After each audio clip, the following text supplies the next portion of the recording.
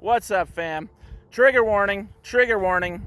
My name is Max Mogren, and I am a straight white male. And I'm about to share with you 10 reasons why I do not support the organization called Black Lives Matter or the movement that it has spawned. Now, before you accuse me of being a racist or accuse me of white-splaining, which is a racist thing to say, or mansplaining, which is a sexist thing to say, hear me out, because of these 10 reasons, only one of them has anything whatsoever to do with race, sex, or sexual orientation. Reason number one, the Black Lives Matter organization is heavily funded by very questionable sources. Most notably, the Ford Foundation chipped in $100 million. If you're not familiar with the Ford Foundation, that was founded by the family of Henry Ford, who was a Nazi and a eugenicist. Okay, these are not conspiracy theories. This is a fact. During World War II, the Nazis were driving Fords. Ford was a heavy supporter of Adolf Hitler. Ford Foundation, $100 million to the Black Lives Matter organization. Another big donation, $33 million from the Open Society Foundation, controlled by billionaire, philanthropist, and globalist George Soros. You can draw your own conclusions, but the point is, big money, big corporate money, big old money, elite foundation money has been poured into the Black Lives Matter organization. This is a red flag for me. Reason number two, if you or I wanted to donate to Black Lives Matter, which many people have done, the organization has raised hundreds of millions of dollars.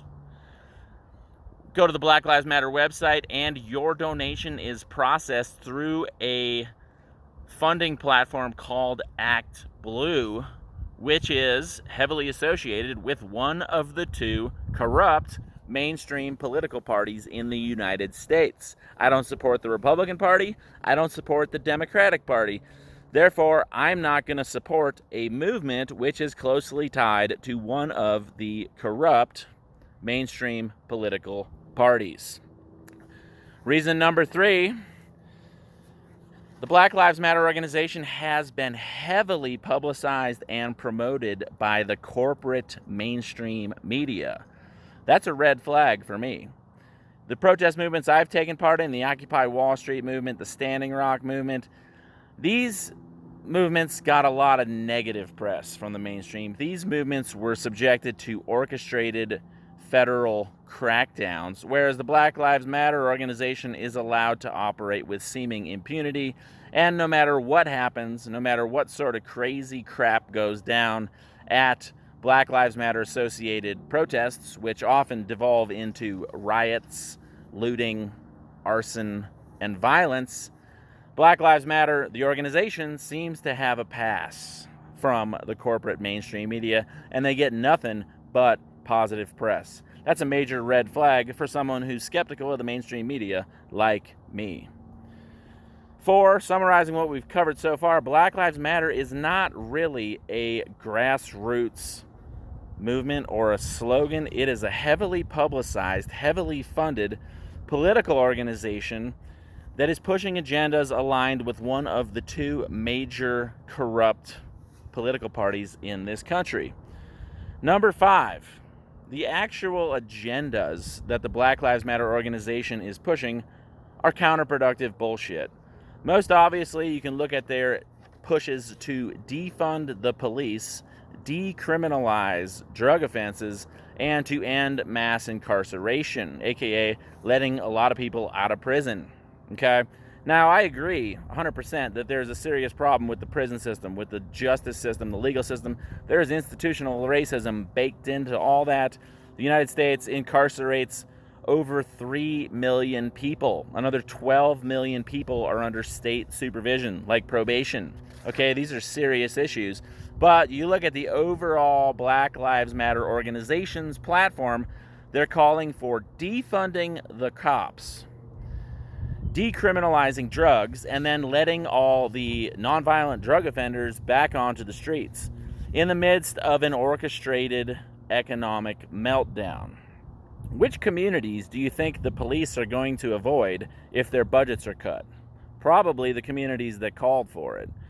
And if you decriminalize drugs and let a bunch of drug offenders back out onto the streets in the midst of an orchestrated economic meltdown, I would venture to guess that drug use, drug abuse, and drug selling is going to go up in the communities coast to coast, but most notably in the communities that actively called for the police to be defunded. Okay? I'm not a fan of cops, but I recognize the importance of having some sort of police force in the country.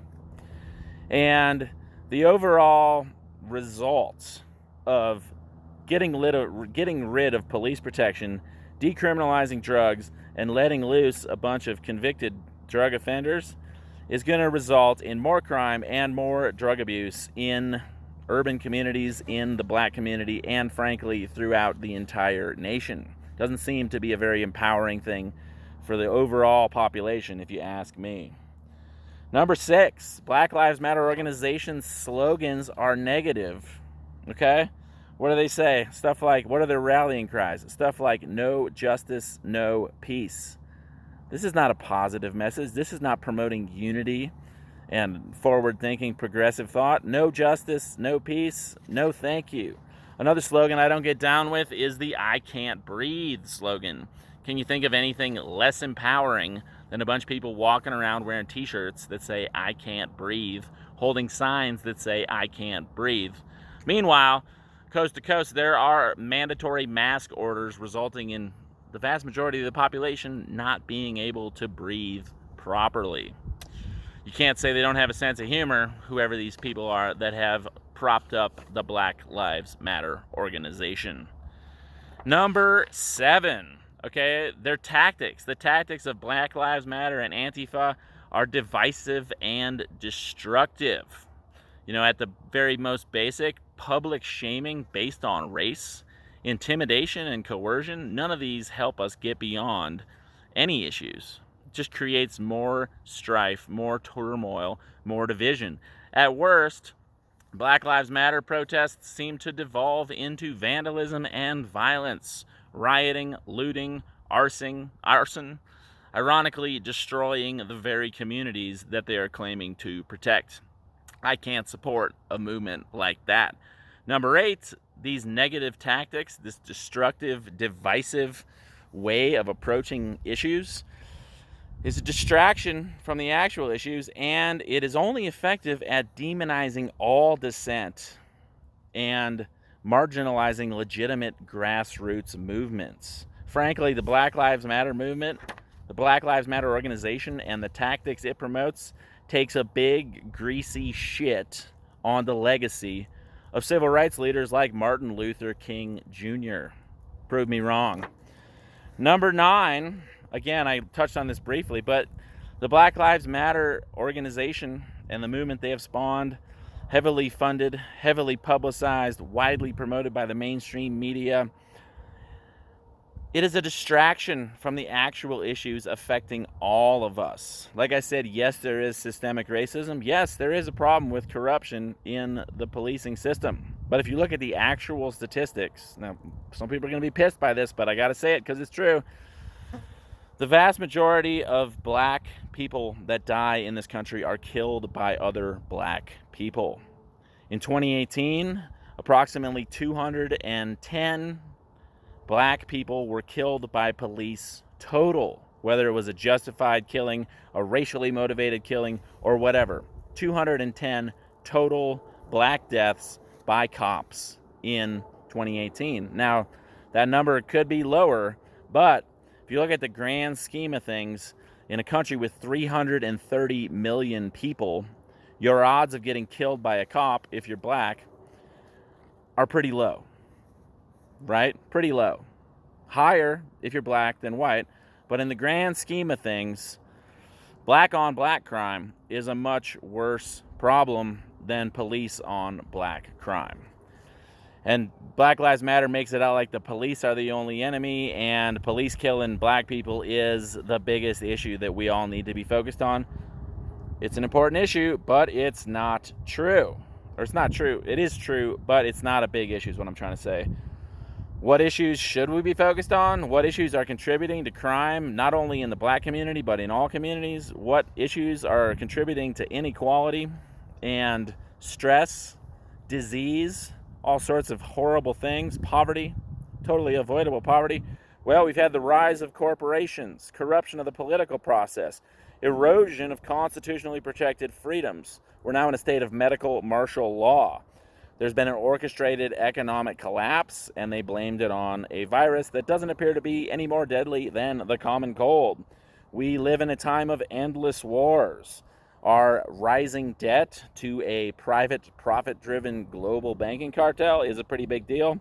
We've had a loss of privacy and a rise of a technocratic oligarchy. There's a push right now for a cashless society, contact tracing, aka monitoring where everybody goes at all times, and of course, mandatory injections of experimental vaccines in the midst of simultaneous epidemics of obesity, autism, early onset Alzheimer's, type 2 diabetes, heart disease, lung diseases, and countless other serious yet avoidable medical conditions, many of which have actually been linked to vaccinations. Okay, these are serious issues that should be addressed, but the Black Lives Matter movement telling us the only issue that matters is black people being killed by cops. I don't buy it. That's why I don't support the Black Lives Matter organization. I think it's a distraction. And lastly, number 10, the one that actually has to do with race. Black Lives Matter actually divides us based on race, sex, and sexual orientation. Case in point, most straight white men wouldn't dare speak out against Black Lives Matter. Why is that? Think about that. No, I'm not claiming reverse racism, but it's a thing. It's a thing. I've had to run for my life due to a racially motivated crime when I ventured down the wrong road on a Native American reservation in northern Minnesota back when I was 19 years old. Had a bunch of guys with knives, guns, and baseball bats chasing me down. Luckily, I was faster than them, and I got away running through the woods. So I've experienced a little bit of racism. I can't claim to know what it's like to be a black man in America, because I'm not. But I'm not going to apologize for being white. I'm not going to let people accuse me of white-splaining or mansplaining or exercising white privilege or being passively racist because I choose not to support a sketchy organization that is heavily funded by sketchy sources, heavily publicized by sketchy media, and aligns closely with the agendas of one of the two sketchy political parties. I'm not going to support an organization that condones violence, looting, arson, riots. I'm not going to do it. I'm not going to support an organization that has depressing slogans like "No justice, no peace," and "I can't breathe," or an organization that promotes defunding the police, decriminalizing drugs, and releasing a bunch of people from prison simultaneously in the midst of an orchestrated economic meltdown, because I believe that would be not only destructive to the black community, but to the entire nation. In short, systematic, institutionalized, orchestrated racism is real, and the heavily funded, highly politicized, corporate-controlled Black Lives Matter organization is racist, and it's doing more to distract, divide, and deceive us than any good that could possibly come from it. Prove me wrong. I love all y'all. Take it easy. One love. And, of course, peace.